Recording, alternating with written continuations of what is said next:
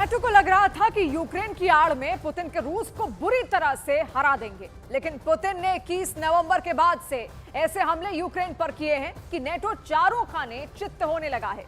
अब पता चला है कि नेटो देश जर्मनी, फ्रांस, ब्रिटेन और पोलैंड की सेना से सीधी टक्कर रूसी सेना की शुरू हो चुकी है। अभी तक जो खबरें आ रही हैं उस हिसाब ने नेटो को जंग के मैदान में गहरे घाव मिलना शुरू हो गए हैं।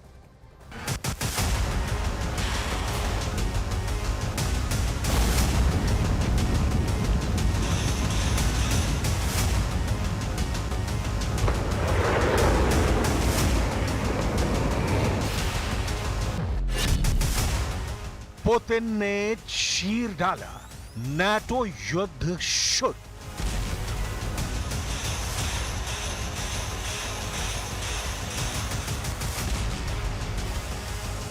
पुतिन की रूसी सेना ने यूक्रेनी सेना को कम से कम 180 मोर्चों पर चीर डाला है। हालात बेहद गंभीर और खतरनाक हो चुके हैं। इन 3 तस्वीरों में रूस यूक्रेन जंग के उस दौर की झलक और संकेत मिलने लगे हैं जिसे वॉर एक्सपर्ट तीसरे विश्व युद्ध और परमाणु जंग से जोड़कर देख रहे हैं। पिछले 36 घंटे में यूक्रेन जंग की आड़ में नाटो ने जबरदस्त खेला शुरू कर दिया है। जो खबरें और प्लान वॉर रूम से लीक होकर पहुंच रहे हैं उसके मुताबिक नाटो ने रूस से सटे पोलैंड में भारी हथियार और लाखों सैनिकों को अक्टूबर 2024 से 1 दिसंबर 2024 तक पहुंचा दिया है। कुल मिलाकर हालात ये हो गए हैं कि अब यूक्रेन की हार बेहद जरूरी है और नाटो से रूस की सीधी जंग भी बेहद जरूरी हो चुकी है। इसके पीछे के क्या समीकरण और खबरें हैं, अब आप एक एक करके सभी पर नजर डालिए।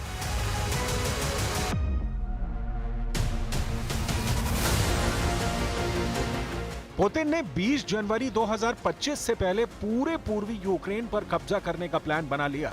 इसीलिए पूर्वी, उत्तरी और दक्षिणी यूक्रेन के साथ साथ पश्चिमी यूक्रेन पर भी रूसी सेना ने एक साथ यूक्रेनी सेना पर हमले कर दिए हैं।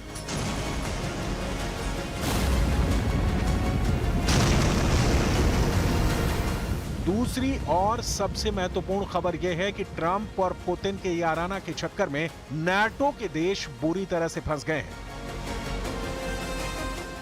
अब अमेरिका के बिना जर्मनी, फ्रांस, ब्रिटेन और पोलैंड ने ऐसा जंगी चक्रव्यूह रचा है जहां नाटो देशों पर रूसी सेना के हमले शुरू हो गए हैं। जरा ये तस्वीरें देखिए। रूस के खिलाफ नाटो सैनिकों की जबरदस्त तैयारी पोलैंड और बाल्टिक देशों में शुरू हो चुकी है। तस्वीरों में साफ देखा जा सकता है कि नाटो देशों की पैदल सेना से लेकर भारी हथियार रूस से सटे नाटो देशों में पहुंच चुके हैं। कुछ खबरों में दावा किया गया है कि नाटो के लाखों सैनिक, हजारों मिसाइलें, सैकड़ों टैंक और तोप रूसी सेना पर हमला करने के लिए तैयार हैं।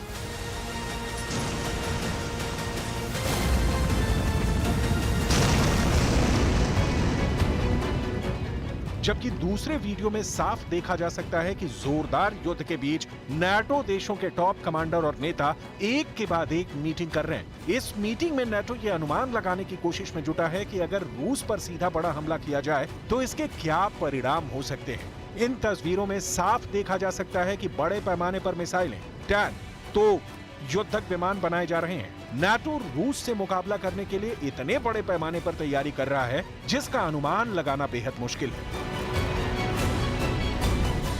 जबकि तीसरे वीडियो में दिखाया गया है कि रूस और नाटो देशों की सेनाएं तेजी से मोर्चाबंदी करने में जुटी हैं। रूस से सटे बॉर्डर पर नाटो के टैंक, तोप और भारी हथियार तेजी से पहुंच रहे हैं। रूस से सटे कम से कम 4 नाटो देशों का मानना है कि रूस किसी वक्त उन पर हमला कर सकता है। Today, ministers discuss Russia's increasingly aggressive posture, as well as its escalating campaign of hostile actions in NATO countries. We have seen a steep increase of these attacks, and we must hold the perpetrators to account. Both Russia and China have tried to destabilize our countries and divide our societies. तीसरे विश्व युद्ध का पहला मोर्चा Poland.